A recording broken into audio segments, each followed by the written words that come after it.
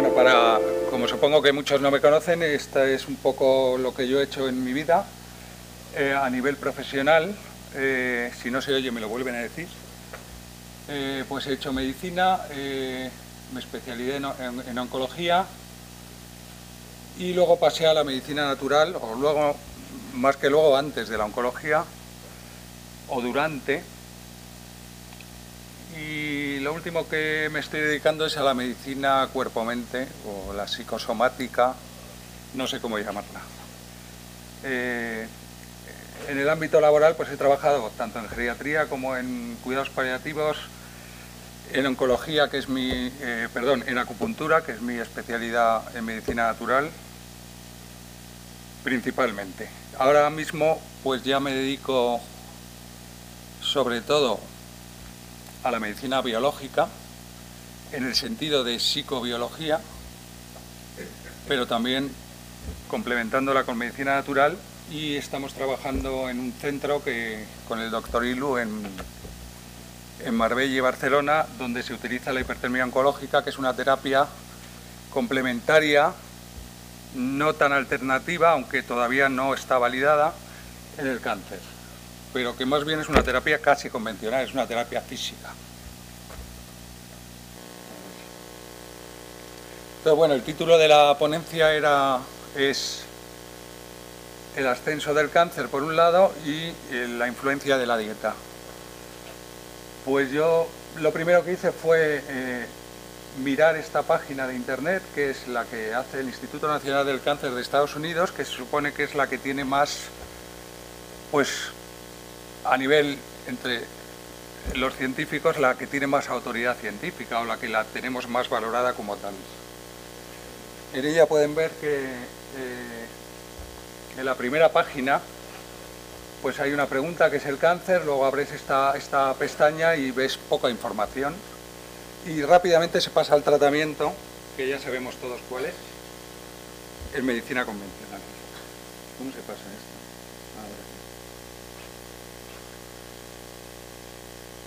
Entonces me extrañó mucho ver en las primeras páginas que el informe de las principales organizaciones nacionales de cáncer muestra que los índices de mortalidad en todos los cánceres combinados en hombres y mujeres continúan disminuyendo en Estados Unidos desde 2004 al 2008. Dan este dato así como si fuera una generalidad a tener muy en cuenta, y que continúa la disminución de tasas de mortalidad por cáncer que empezó a principios de los 90. Le dan mucha importancia también a la obesidad y al ejercicio físico, que ya aquí se ha hablado un poquito, que sí que está relacionado, es muy importante porque es un cofactor que determina que esas personas estén llevando una vida más sana. No es la causa es un factor de riesgo que se estudia, pero que está asociado a otras características. Bueno, pues hablan mucho de reducción de incidencia y mortalidad general, dan varios datos, ahí los pueden leer. El primer párrafo es un párrafo de Harold Varmus, director del NCI, que habla de las reducciones continuas en las tasas de mortalidad de todos los cánceres, así como la reducción general de la incidencia. Y yo me quedé como un poco a cuadros, ¿no? Porque yo la idea que tengo es todo lo contrario, sobre todo hablando de incidencia. Entonces, como quería hacer la cosa sencilla, lo que hice es irme a un tratado de oncología español, reconocido. En general, todos los tratados son muy parecidos porque vienen a decir lo mismo, da igual que cojas uno español que uno francés. ¿No se me oye? Pues me voy a tener que poner así, porque yo tengo la voz bajita. Vale. Sí, porque así además lo veo. Espera, que soy un poco patoso.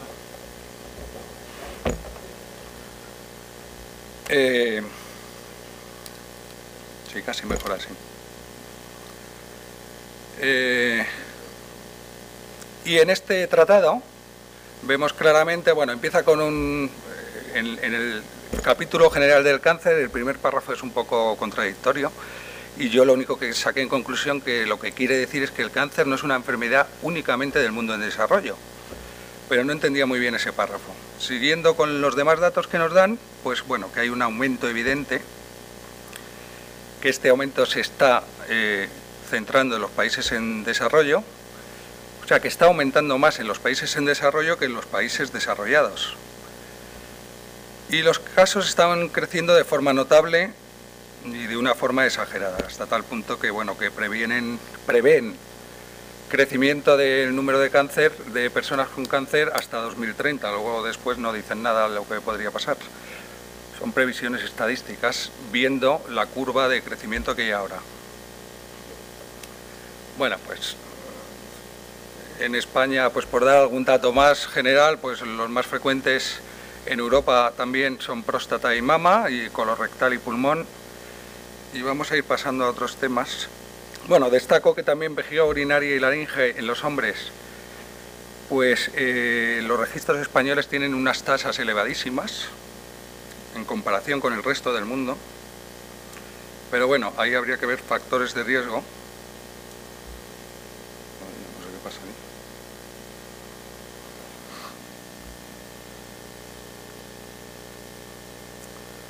Y en cuanto a causas de muerte, pues también es importantísimo, ya estamos en 1 de cada 4 personas fallecen con cáncer o por el cáncer.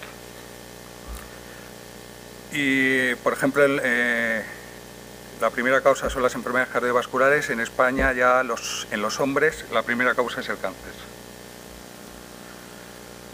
Bueno, pues lo que hemos dicho, que las tendencias son aumentar y aumentar, o sea, esto es una epidemia que nadie explica por qué pasa, que casi la damos porque hay que admitir este tema, o parece una cosa normal, y de lo único que se habla es de la quimioterapia y de tratar el cáncer, pero no se habla de lo que está pasando. ¿Por qué nos estará pasando esto? Bueno, en España, pues pulmón en las mujeres está aumentando de incidencia, el cáncer de próstata, melanoma, linfomas. Y en la otra página del NCI, pues vimos que en su zona pues está aumentando el páncreas, el riñón, el tiroides, el hígado, también el melanoma. Entonces, claro, tenemos que ir a las causas. ¿Cómo se estudia en medicina las causas de las enfermedades? Pues lo único que hacemos son estudios estadísticos y estudiar factores de riesgo, lo que nos ha estado hablando el ponente anterior, que me ha parecido interesantísimo no solo esta charla, sino todas, porque veo que nos estamos solapando en muchos temas que en realidad son los importantes y todos los hemos nombrado: dieta, ejercicio, medicina holística. Bueno, lo que quería resaltar aquí es que etiología es lo que causa la enfermedad. Generalmente se conocen pocas, sobre todo en las enfermedades crónicas. Etiopatogenia y fisiopatología es otra cosa, es cómo las enfermedades se producen y cómo se expresan en la clínica. Y factores de riesgo no tienen nada que ver, tiene que ver un poco, claro, con causas etiológicas, pero no hay que confundirlos nunca. O sea, el decir que, como ven en el cuadro de abajo, pues la alimentación es lo que está más asociado al cáncer, no quiere decir que la alimentación sea la causa del cáncer, o a lo mejor sí, no se sabe, simplemente que estadísticamente está asociado. Cuando la asociación estadística es muy grande, entonces ya se empieza a pensar que puede haber una relación causal, pero eso habría que demostrarlo también. Entonces, bueno, de este cuadrito que saqué de internet, pues lo más evidente es lo de la alimentación, que como era el tema de la charla, pues por eso se lo pongo. Y salen el resto de factores que desde hace décadas son los que se aceptan como relacionados con la etiología del cáncer en medicina oficial. Entonces, en este tratado de oncología, pues hablan también de estos temas y bueno, he destacado este cuadro en el que se ven los factores que por alguna razón que ellos explican como que era controvertido, pues la dieta la sacan y ponen el resto de factores, y he señalado con una flecha pues de lo que ya hemos hablado aquí de la terapia hormonal sustitutiva, que incluso ellos lo resaltan. Es interesante observar que hay un tanto por ciento de mortalidad atribuible a este tratamiento hormonal. ¿Por qué lo resalto? Pues porque hemos estado años los médicos que parece que no pasaba nada, y luego se ha retirado la terapia y tampoco ha pasado nada, o sea, nadie se ha enterado de que se ha retirado. Bueno, pues tampoco se ha retirado obligatoriamente, o sea, discretamente se ha corrido un tupido velo y hemos pasado a otro tema. Bueno, yo considero importantísimo la obesidad, sobre todo en los niños. Tiene que ver mucho con el estilo de vida actual y la sociedad que tenemos. Y ellos también dan mucha importancia al ejercicio físico, sobre todo en cáncer de colon. Podría tener un papel en el cáncer de mama, en el endometrio, próstata. Si se fijan, son 3 tumores relacionados con las hormonas. Y lo que hemos dicho antes, que a lo mejor estamos relacionando buena dieta o, por ejemplo, el ejercicio físico con ser un factor protector, y lo que pasa es que la gente que hace ejercicio pues es que lleva un estilo de vida diferente y hace otras cosas, se trata de otra manera, tiene una vida social diferente, psicológica, etcétera. Bueno, pues para pasar un poco al tema siguiente, un poco de chiste. Yo al ejercicio le doy muchísima importancia porque estamos en las medicinas ancestrales. Para prevenir enfermedades es súper importante el movimiento y la respiración, y esto está relacionado pues con el flujo de la energía, etcétera. Y con los conocimientos que vamos teniendo en el último siglo, pues esto también está relacionado con la acidez, la alcalinidad, la energía de la persona, que es el tema energético es muy importante en la posible etiología o etiopatogenia del cáncer, y por eso una persona que no se mueve, que no respira, que está estancada, como decimos en medicina china, pues tiene más probabilidades de hacer enfermedades relacionadas con el cáncer. Entonces, para estudiar la dieta, un compañero me había explicado que hay un estudio de la OMS para hablar de cosas oficiales y no inventarnos las cosas, que era de 1990, que se llama Dieta, Nutrición y Prevención de Enfermedades Crónicas, informe 797, pues que era muy interesante porque hablaba de unas cosas muy generales y muy básicas, pero que con un lenguaje llamando mucho la atención a los políticos, sobre todo a los gobiernos. Pero me dijo que eso es casi imposible de encontrar ese documento porque no había interesado. En cierta parte puede ser verdad o no, porque yo al final lo encontré en internet, tardé 2 días, pero lo encontré. Cuando empecé a mirar esta bibliografía, pues ya me extrañó un poco que en 2003 habían sacado otro documento que era lo mismo, que se titulaba igual, en teoría, que es el 916. Y bueno, hay otros documentos, el último es Dieta y Cáncer, de 2007, que es como un resumen de todos los anteriores. Entonces, en el documento que a mí me interesaba encontrar, que es el primero, el de 1990, que luego, viendo lo demás, pues veo que dice más o menos lo mismo que todos, solo que de una forma diferente. Lo que han hecho no es que haya habido muchos más estudios, porque esto era un estudio de recopilación de la evidencia científica que hay ahora. Lo que han hecho es ir repitiendo documentos, ampliarlos un poco, darle más importancia a un tema o introducir algún otro tema, pero ya está, el resultado es siempre lo mismo. En este primer documento la OMS este documento parte de que contrató un panel de expertos a los que se encargó de deducir consejos nutricionales preventivos de las enfermedades crónicas. Antes de seguir, me gustaría decir que aquí se ha dicho un par de veces enfermedad crónica y se ha hecho un paralelismo con incurabilidad. Yo no sé por qué tenemos ya esa idea, esa creencia. En las medicinas ancestrales no existían enfermedades incurables, había enfermedades fáciles de curar y difíciles de curar. Y además las difíciles de curar, que eran lo que ahora llamamos crónicas, pues eran las más asociadas a los problemas psicosomáticos. que ellos llamaban, por ejemplo, en medicina china le llaman causas internas. La acepción de enfermedad incurable es una acepción de la medicina moderna de hace 200 años. Y esto pues lo deberíamos estudiar un poquito en la historia para que veamos cómo ha sido. O sea, sí que es cierto que son enfermedades muy difíciles, pero hay enfermedades de estas que se pueden, o enfermos que se pueden curar. Si se fijan, se dice se pueden curar. El enfermo se cura, nadie le cura. Entonces, por ejemplo, si han visto la película Ayurveda, no sé si han visto esa película, pues hablan del SIDA, que ya existía como síndrome, y ellos lo tratan.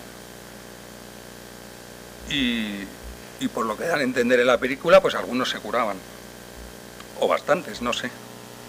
Bueno, yo me puse a buscar en internet, puse esas palabras en el buscador, y la primera página que me encontré fue esta, que no existían resultados.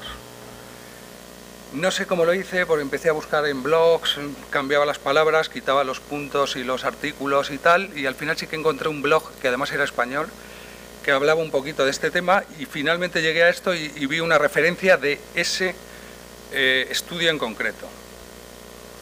Porque cada vez que ponía el título de otra manera, me salía el otro estudio, no el de 1990, extrañamente, que se llamaban igual. Pero el de 1990 no salía nunca, lo único que encontré es esta referencia. Luego seguí buscando, bueno, en esta referencia pues es un resumen del significado de este estudio. Y por destacar algo, tras confirmar la relación existente entre factores dietéticos y enfermedad, y una vez evaluada la magnitud del problema, el informe aborda el tema de la prevención de estas enfermedades. Es decir, si en una sociedad tenemos una enfermedad que es poco frecuente y en otra sociedad es muy frecuente y se asocia a determinados factores, se infiere que, evitando esos factores, que en este caso sería la dieta inadecuada, podemos prevenir esa enfermedad hasta niveles como los tiene la sociedad que tiene menos frecuente esa enfermedad, ese síntoma. Bueno, pues hablan de que es medicina preventiva, de lo que ofrece este informe, de que da unas metas nutricionales y hablan de políticas alimentarias. Este yo creo que es el tema básico por el que este informe está un poquito ahí tapado, porque habla muchísimo, o sea, da muchísimos consejos que los gobiernos deberían seguir si queremos ser coherentes con estos descubrimientos científicos. Porque si te fijas en el otro informe que se llama igual, de esos consejos ya se habla menos, o casi nada. Para mí eso es lo más importante. Entonces, bueno, para el que tenga un poco de interés en este informe, leérselo, pues al final la única manera de encontrarlo era poniendo, no sé cómo lo encontré, pero fue casi un milagro, poniendo esas palabras de WHO TRS 797 con esos guiones y tal, y aparece un PDF que fue escaneado por alguien, o yo no sé si por la OMS, y te lo puedes bajar entero, y ahí lo puedes ver. Porque el documento de abajo, el 916, ese lo encuentras poniendo lo que quieras. Poniendo cualquier palabra, nutrición, cáncer, no sé qué, ese siempre sale, te sale el PDF completo.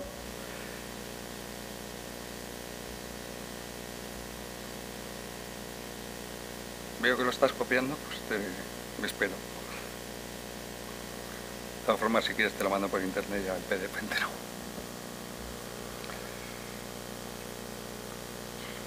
Entonces, bueno, lo que hemos dicho antes, que ellos valoran que todas estas enfermedades son prevenibles, incluidas el cáncer, y que deberían hacer algo los gobiernos. Hacen una introducción hablando de cómo se alimentaba el hombre no moderno, y es evidente que comía menos grasa, era una dieta muy baja en azúcar, que además el azúcar que consumimos nosotros no existía. Aquí cuando hablan de azúcar yo he puesto entre paréntesis natural porque supongo que se refiere a las frutas, y que era alta en fibra y en carbohidratos complejos. Y igual que antes he dicho que en las sociedades en desarrollo está aumentando más el cáncer, pero lo que pasa es que en las sociedades desarrolladas el cáncer es mucho más alto. Por eso en estas está aumentando más, porque se están desarrollando. Entonces tenemos asociado el cáncer al mundo desarrollado, El cambio de la dieta está asociado a la revolución industrial de hace 200 años y lo que pasó en la dieta es que empezaron a hacerse ricas en grasas y en azúcares.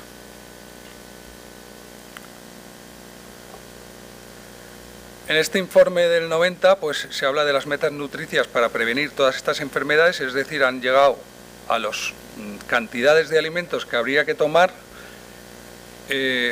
verificando con esos estudios si tomas menos enfermedades carenciales y si tomas de más enfermedades crónicas, incluidas el cáncer.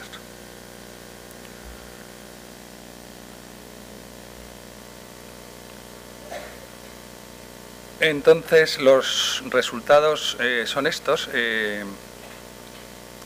En nuestra alimentación el máximo aporte de energía tendría que venir de los hidrocarbonos, que son los cereales principalmente, aunque también hay hidrocarbonos en algunos otros alimentos, en las verduras, en los vegetales en general.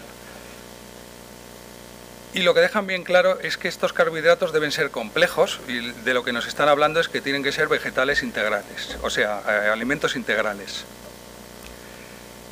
Es la parte mayor del aporte en nuestra dieta deberían ser hidrocarbonos o cereales integrales.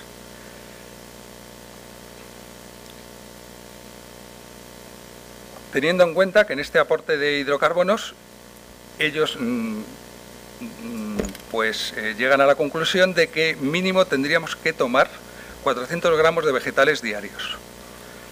Y siempre habría que tomar un poco de legumbre, frutos secos y alguna semilla. Las legumbres hay que tomar menos de las que, por ejemplo, en nuestro país tomamos, pero hay que tomarlas porque es una fuente muy importante de proteínas, de fibra, es un vegetal pero nosotros en España, por ejemplo, a veces nos pasamos. O sea, eso de comer un plato entero de legumbre es una exageración. Tendríamos que tomar un poco de legumbre y el resto vegetales y cereales. En resumen, lo importante de este cuadro es que debemos tomar cereales integrales y vegetales y que, no sé si han fijado antes, que los niveles mínimo y máximo de azúcares libres era entre 0 y el máximo ahora no me acuerdo. Ese 0 en la parte inferior significa que no es necesario tomar ese alimento, que para mí el azúcar blanco no es un alimento, es un comestible, para prevenir ninguna enfermedad. Se sabe que esto es una frase que saqué de allí, se sabe que las especies humanas han subsistido miles de años con una dieta alta en contenido vegetal y baja en productos animales. Y bueno, en cuanto a los otros principios inmediatos, pues de grasa total se aconseja no sobrepasar el 30% de la energía obtenida de ese alimento. Recordarles que la grasa produce el doble de energía que el resto de principios inmediatos, o sea que no es el 30% de comida, es la mitad o menos. Incluso hacen explicaciones diciendo que a lo mejor, muy posiblemente, si se reduce la ingesta al 15% sería mejor todavía. De proteína habría que comer poca, entre el 10 y el 15% de energía, es decir, pues en volumen la proteína da menos energía que la grasa, por ejemplo, pues sería un poco más de volumen. Es importante el tema de la fibra a la hora de prevenir enfermedades o a la hora de relacionarla con que se produzcan o no, como factores de riesgo. De la sal no hay un límite inferior definido y el superior son 6 gramos al día, sobre todo por el tema de las enfermedades cardiovasculares. Bueno, lo importante aquí es que se defiende un consumo de grasa muy bajo y sobre todo que los ácidos grasos saturados tienen un límite inferior del 0%, luego son compuestos que hay en los alimentos que no son necesarios para prevenir nada y que sin embargo sí están asociados a muchas enfermedades.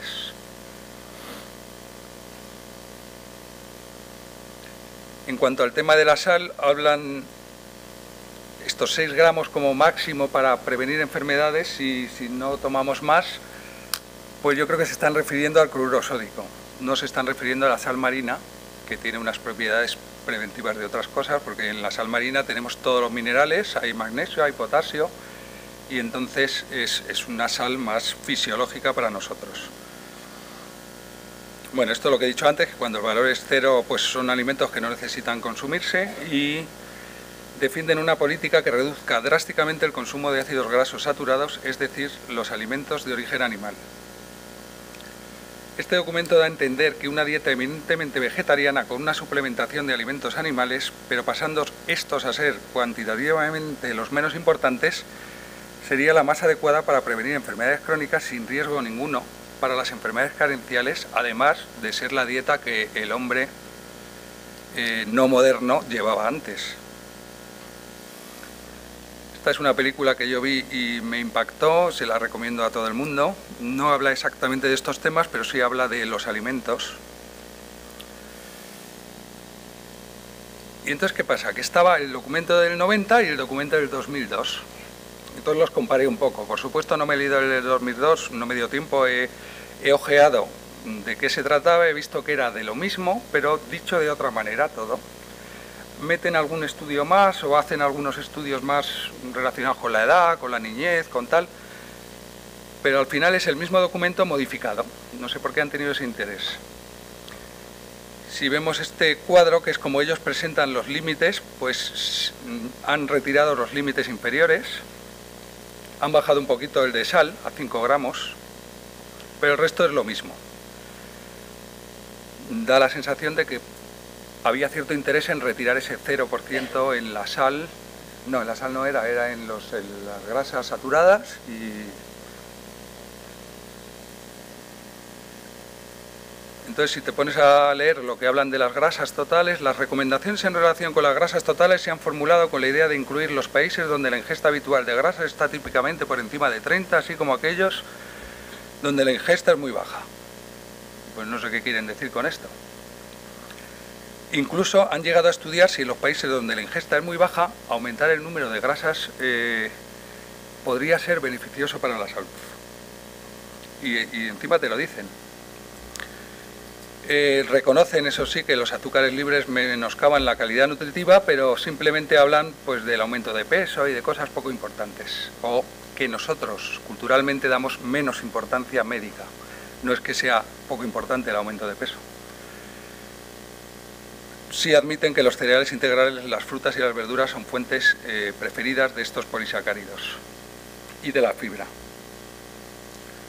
Lo que quiere decir es que este documento, además de dar pues avisos a los gobiernos, que luego si nos diera tiempo tengo 5 o 6 diapositivas de lo que dicen que los gobiernos deberían hacer, simplemente lo que está hablando es de una dieta naturista, eminentemente vegetariana, sin que no sea opulenta, que no tenga grasas, que no tenga azúcares y que no tenga y que todos los alimentos sean integrales.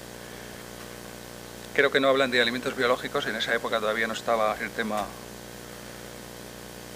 Bueno, esto es importante, el 30-40% de los cánceres en varones y hasta el 60% en mujeres se asocian estadísticamente a factores dietéticos, o sea, no es moco de pavo, como decían en mi barrio.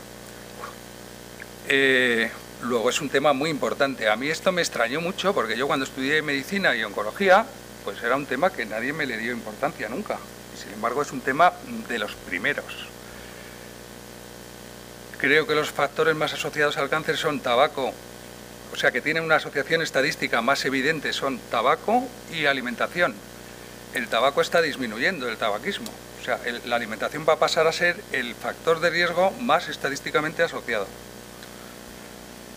Entonces, en este documento, en el del 90, hay evidencia para recomendar pues, una dieta baja en grasa total y saturada, es decir, ¿de qué nos están hablando? Nos están hablando de la carne y nos están hablando de los lácteos. Que sea rica en vegetales, especialmente verduras, verdes y amarillas, porque hay ciertos estudios que concluyen que previene, sobre todo en cáncer de pulmón y algún otro cáncer. Baja en alcohol, que el alcohol también es un tema importante, y baja en salados y picles y ahumados, por el tema del cáncer de estómago sobre todo. ¿Cuánto me queda? 15. Este es el cuadro con el que explican la relación de los factores con los cánceres, y si se fijan en frutas y hortalizas, pues hay bastantes estudios con resultados positivos de que consumir frutas y hortalizas previene el cáncer. Y hay estudios de las grasas en que son factores negativos para tener más riesgo de tener cáncer, sobre todo de colon, de próstata, en otros tumores, la mama. El peso corporal, en aquella época también había en un par de tumores, sobre todo, estaba relacionado, etc. En el otro estudio, ¿cómo presentan las cosas? Pues le dan mucha importancia a la actividad física y al sobrepeso y tal, pero por ejemplo, si miran las grasas, abajo a la derecha, pues relación posible.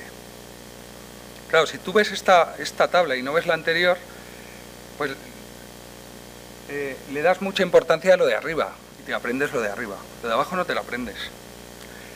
Que es lo que decía antes el doctor Tinao, que el lenguaje tiene muchas implicaciones políticas también. El lenguaje escrito y el hablado. Por tumores, pues tenemos que en cavidad oral, laringe, faringe y esófago están muy relacionadas las bebidas con alcohol. En el esófago hay estudios que se puede prevenir o que es menos frecuente este cáncer con estos alimentos, que son vegetales o relacionados con alguna vitamina, minerales, etcétera. O sea, cosas que los médicos naturistas pues defendemos. Y hay otras cosas en el esófago pues que son factores de riesgo, que podrían ser o tener que ver con la causa de ese tumor. En boca y laringe hay estudios de que protege las verduras y frutas también. En estómago lo que más hay es sobre la sal y los ahumados, que serían factores negativos, pero también hay estudios de verduras y frutas. En colon y recto, sobre todo, por el tema de la fibra. Entonces, todos los estudios que estudian vegetales o que estudian cereales integrales, pues son positivos.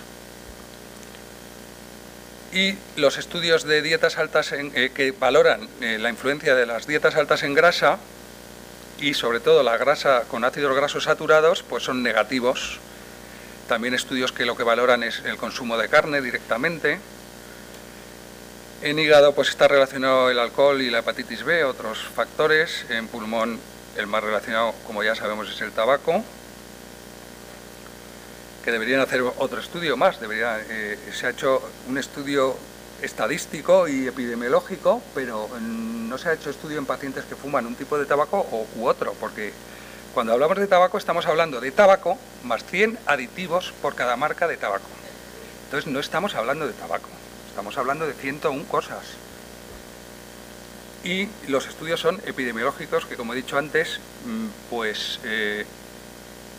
implican que podría haber una relación causal, aunque cuando la relación es tan fuerte como el tabaco, pues estamos casi seguros de que la hay, aunque no sepamos cuál es. Pero, ya que el tabaco tiene tantísimos aditivos y además de una forma tan impune, porque ni siquiera tienen obligación de ponerlos en la caja, y pueden poner todo lo que les dé la gana, pues deberían estudiar un poquito esos aditivos, ¿no? Todo el que esté tan interesado en este tema. Bueno, verduras verdes y amarillas, ricas en betacaroteno, tal, ya lo hemos dicho. El cáncer de mama en la mujer está bastante relacionado con las grasas también en la dieta, con las calorías. Estos son estudios de mortalidad. Bueno, pues leche, carne de vaca, todos al final nos llevan a lo mismo. Ácidos grasos saturados, grasas animales, obesidad, todos temas relacionados. El endometrio está muy relacionado con el exceso de peso. La próstata también está relacionada con su mortalidad, con la ingesta de grasa. Grasa, grasa y más grasa. Por ejemplo, este es un cuadro que ponen en el primer documento, en el segundo estoy casi seguro que no lo he revisado, pero ya lo revisaré, en el que se ve una relación clara entre el porcentaje de grasa que se toma en diferentes sociedades y la tasa de cáncer, de mortalidad debida al cáncer de mama ajustada a la edad. es evidente que cuanta más grasa se come, más cáncer de mama hay, o por lo menos hay una correlación estadística bastante clara. España está en un punto intermedio. Bueno, este es el mismo cuadro que hemos puesto antes. Entonces, bueno, las principales asociaciones, si queréis las repasamos: el alto consumo de grasa, la dieta vegetariana protege, el alcohol en algunos tumores digestivos, la obesidad o el sobrepeso, sobre todo en tumores relacionados con hormonas, endometrio y mama. La mama es después de la menopausia, no se ha encontrado correlación en los cánceres de mama anteriores a la menopausia, pero también en tumores de vesícula biliar, riñón, próstata, que también es hormonal, o tiene dependencia hormonal. O sea, no es que sean tumores hormonales, son tumores que se dan en determinadas situaciones hormonales o de cambio hormonal. Bueno, aquí explican un poco que ese aumento desproporcionado que está viendo los países en desarrollo pues es debido al cambio de la dieta. Y, por ejemplo, en estos países, primero en las ciudades abandonan la alimentación tradicional saludable que tomaban antes, y debido al cambio industrial que hay, o económico, debido a cambios económicos o presiones, dicen ellos, a fin de establecer ciertas industrias, pues se comienzan a fabricar productos ricos en grasas, en azúcar y sal. No sé si se han fijado que la mayoría de los alimentos procesados o envasados tienen azúcar. Pues esto tiene una razón económica nada más, una razón de marketing, porque produce dependencia, porque tiene mejor sabor, porque la gente los toma más. Igual que pasa con la sal. Entonces, en estos países en desarrollo, según se van desarrollando, la diabetes se manifiesta tempranamente. Es la primera enfermedad que empieza a aumentar. Después de varias décadas le siguen las enfermedades coronarias, colelitiasis, piedras en la vesícula, en las vías biliares, y después ya empiezan a aparecer los cánceres, como el cáncer de colon, que es el primero que aparece, y otras afecciones crónicas. Entonces, los beneficios en esperanza de vida atribuidos a la mayor oferta de alimentos, porque en la OMS pues se habla mucho de las enfermedades carenciales, la desnutrición, y que todo esto ha sido muy bueno. Eso es relativo. O sea, primero, no han disminuido tanto las enfermedades carenciales, y segundo, pues esto está teniendo consecuencias negativas, tanto que los beneficios en esperanza de vida atribuidos a la mayor oferta de alimentos y al control de enfermedades infecciosas se contrarrestan por el aumento de estas enfermedades crónicas que aparecen en la segunda mitad de la vida adulta. Bueno, esto es lo de la dieta opulenta, es más de lo mismo, que se caracteriza pues, por consumir alimentos de origen animal, procesados, preparados con sal, grasa y azúcar, y que además no son ricos en nutrientes, porque si se fijan, grasas saturadas y azúcar, creo que era, azúcares refinados, no naturales, el mínimo era 0%, o sea que no es necesario consumirlas porque no nutren, no son nutrientes, o son muy poco nutritivas. Bueno, de esa lista que les puse antes, el último documento que hay en relación a estos temas es este del American Institute for Cancer Research, que si lo lees es como un resumen muy bien hecho, muy bonito, muchos colores, pero al final están diciendo más o menos lo mismo de una forma más polite y más suavecita. Este es muy fácil de encontrar en internet, hay un PDF, y al final nos dice lo mismo: la dieta rica en vegetales y la actividad física son los pilares fundamentales, y se considera que 1/3 de los tumores en humanos están asociados a la dieta, la obesidad y la falta de actividad física. Son asociaciones estadísticas. En cuanto a los factores, pues seguimos hablando de lo mismo.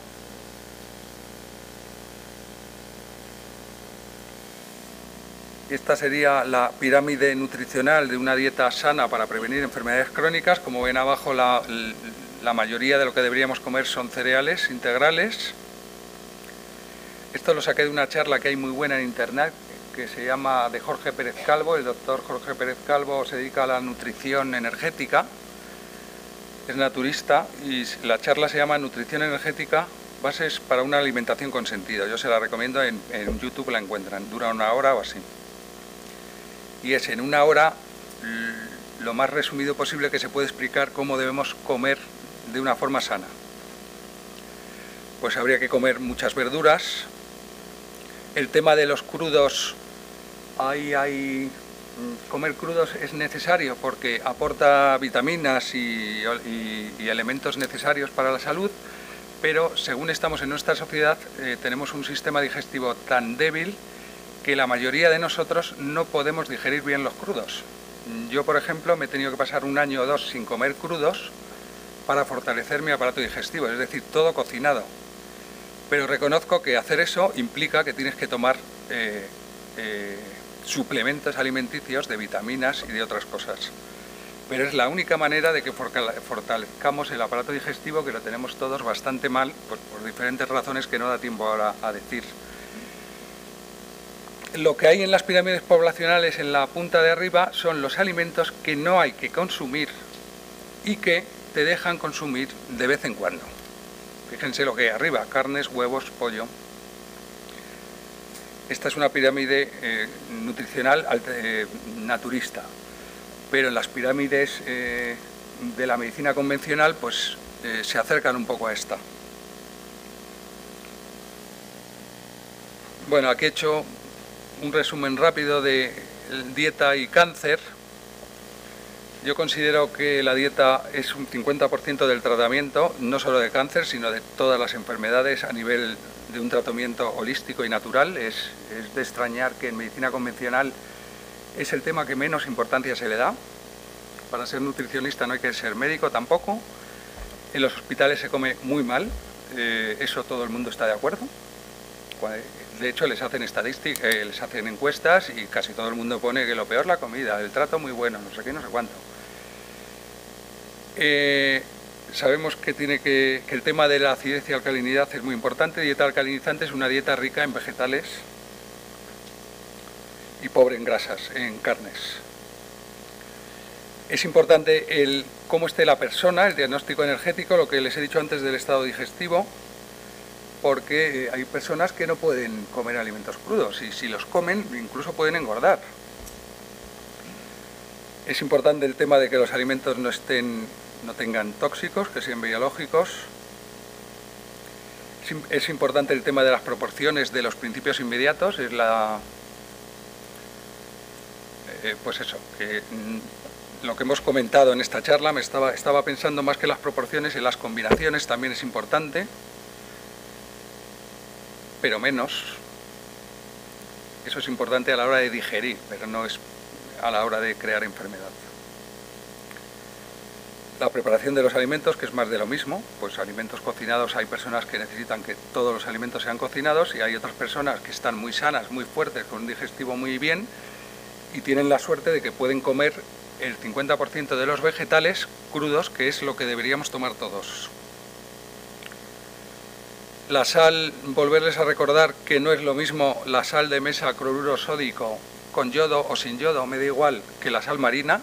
No tienen nada que ver. La sal marina es un producto de venta, es un comestible, es cloro y sodio, cloruro sódico, no es un alimento y la sal marina es un producto natural que tiene todos los minerales de nuestro cuerpo y además en la misma proporción.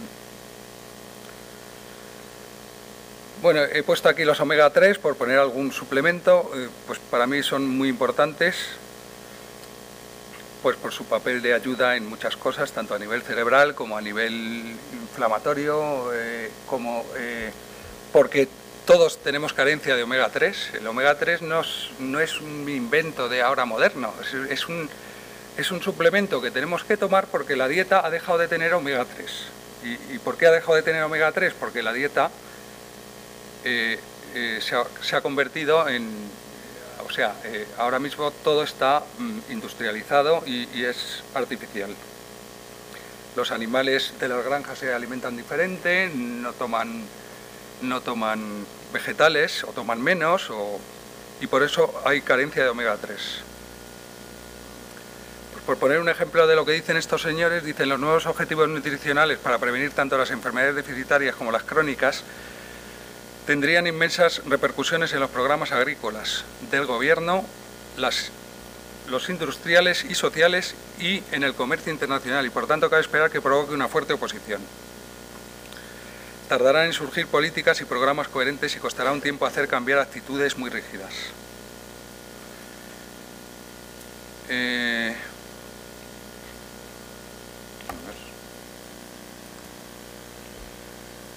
Las industrias de alimentación tendrían que encontrar estímulos para desarrollar técnicas de procesamiento diferente. Ningún gobierno ha concedido prioridad a los esfuerzos necesarios. Los gobiernos no hacen campañas y sin embargo las tienen que hacer asociaciones privadas, entre ellas médicos, consumidores, etcétera. Mientras que está aumentando en los países que ya se van informando, en los países desarrollados, que hay un poco más de información en este tema, las personas intentan consumir menos grasa y sin embargo en los alimentos que se les venden cada vez hay más grasa invisible. Esto lo dicen en ese documento de 1990. Hablan del tema de que es más caro producir cereales para alimento animal que producir cereales para quitar el hambre del mundo. Para la producción de carne y lácteos, pues es mucho más caro que si los cereales se utilizaran para el consumo humano. Es más de lo mismo. Pues hablan de que tendría que haber programas de educación, sobre todo en la profesión médica y de salud. Se tendrían que cambiar las políticas, etcétera, etcétera. Entonces, no me extraña que este documento pues cueste tanto encontrarlo. No, yo lo he encontrado escaneado en español. Pero solo hay ese documento escaneado en español en todo internet. O sea, yo creo, vamos, porque estuve 2 o 3 días que no paré. Pues sí. Yo se lo recomiendo que se lo lean, sobre todo el que se dedique a la sanidad, a la medicina o a las terapias. A ver, ¿qué más ponemos aquí? No sé qué pasa. No quiere pasar la diapositiva. Debe ser muy importante. Bueno, pues dentro de mi campo en la medicina natural y el cáncer, pues lo que voy leyendo en fuentes alternativas, aquí sí que lo digo claramente, pues es la importancia que tiene, aparte de otros temas que están ahí sin resaltar, la energía a la hora puede tener mucha importancia. El hecho de que una persona esté baja de energía o esté alta, a la hora de tener más probabilidad o no de hacer un cáncer. Lo que ya habéis comentado del espacio de Pitchinger, que es, pues en su relación con la dieta, es el poder depurativo que tiene la dieta, si se hace bien, para depurar ese espacio de Pitchinger y limpiarlo, que es el espacio intercelular, necesario para que el resto del organismo funcione. La dieta también influye en el tema de la alcalinidad, que no sé si habrán visto algo, pero se están haciendo estudios en cáncer y es muy importante pues hacer una dieta alcalina, tener un ambiente interior alcalino. Y eso que pone arriba de leyes biológicas del cáncer, esto tiene que ver con la psicosomática. Sabemos que con la dieta se puede cambiar la forma de pensar de una población. Entonces, si tú tomas una dieta, pues lo puedes estudiar de muchos puntos de vista, pero en medicina china también lo estudiamos. Pues con mucha carne, pues son alimentos muy calientes, que estresan más, que cambian la fisiología del cuerpo y tu forma de pensar, incluso eres más agresivo, se carga más el hígado, no sé qué, no sé cuánto. Entonces, con la dieta modificas los estados de ánimo, modificas el pensamiento, incluso la forma de razonar o su eficiencia.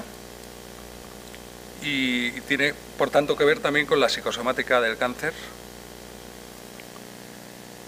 Y ya para terminar, pues recordar a Otto Henry Warburg, 2 veces premio Nobel, por temas relacionados con el cáncer y que yo no conocía hasta hace 3 o 4 años. Yo creo que en la carrera sí que lo nombraron una vez, creo recordar. Fue nombrado, se habló de la mitocondria, Warburg, tal, y se acabó. Nunca más se volvió a hablar de Warburg, cuando yo creo que es uno de los descubrimientos más importantes que ha habido en la historia de la medicina en relación al cáncer.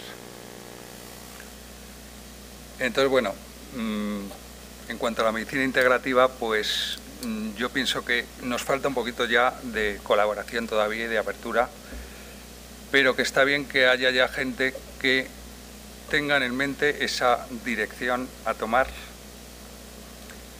En mi caso particular no se puede hacer medicina integrativa todavía, porque el sistema funciona por un lado y los naturistas funcionamos por otro, la psicosomática por otro, y el paciente es el que más sufre ahí, porque está en medio y porque, pues aunque es el responsable, nunca se le ha enseñado a ser el responsable y tiene muchísimo miedo porque en ese momento está en el peor momento de su vida, de riesgo. Entonces, exigirle al paciente que él tome las decisiones, pues, ¿qué es lo único que podemos hacer ahora? Pues es casi imposible de realizar. El paciente toma las decisiones según las presiones que tiene. Antes se ha hablado de la familia, pero hay muchas otras. La educación que tiene, el miedo que tiene, la inercia que tiene, lo que ve en la tele, lo que no ve. Entonces, la medicina integrativa, por lo menos en mi medio en el que yo me muevo, no la conozco. Medicina integrativa sería juntar todos los conocimientos que ya tenemos, convencionales y alternativos, y hacer una medicina superior a eso, evitando todo lo negativo que sepamos desde una rama y desde otra.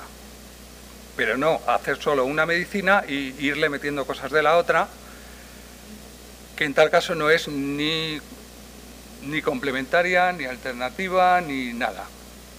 Es, bueno, vamos a hacer de todo, a ver si suena la flauta y a lo mejor tenemos suerte y nos curamos. Pero eso no es medicina complementaria tampoco, y mucho menos alternativa porque no existe. Yo no conozco, muy poca gente hace medicina natural como si fuera una alternativa de nada. Ya hay algunos que ya a consulta a veces vienen y te dicen, no, es que yo no quiero hacer nada de esto, y a veces les tienes que decir, no, pero es que esto también puede ser bueno. Entonces, bueno, sí que es bueno la actitud que está habiendo de apertura, y yo creo que la medicina convencional, los médicos les cuesta más, pero yo estoy conociendo ya bastantes médicos convencionales, por lo menos con otra actitud, porque su actitud negativa, yo como soy convencional, yo he hecho oncología, he trabajado en un hospital, pues lo veo desde otro punto de vista. Y casi lo considero pues que no han tenido más remedio que actuar así. O sea, yo he tardado 10 años en descodificarme esa programación que traía de carrera, especialidad, alopatía, hospital. Y lo digo en serio, 10 años trabajando en la alternativa, en la medicina naturista, pero con una mente de médico alopático. Creo que este año ya se me está yendo del todo. De hecho, me voy a dedicar pues a otra cosa un poquito más, que es la medicina psicosomática. Lo digo por si alguien me pregunta o algo, lo que me estoy dedicando a partir de hace poco es solo medicina psicosomática. Yo no quiero poner a los pacientes remedios, ni decirles que les voy a curar, ni cosas de estas, sino enseñarles a ver por qué, de dónde puede venir su enfermedad, a nivel de causas internas y vivenciales, y ya está. Y a tomar las medidas si se pueden tomar. Gracias.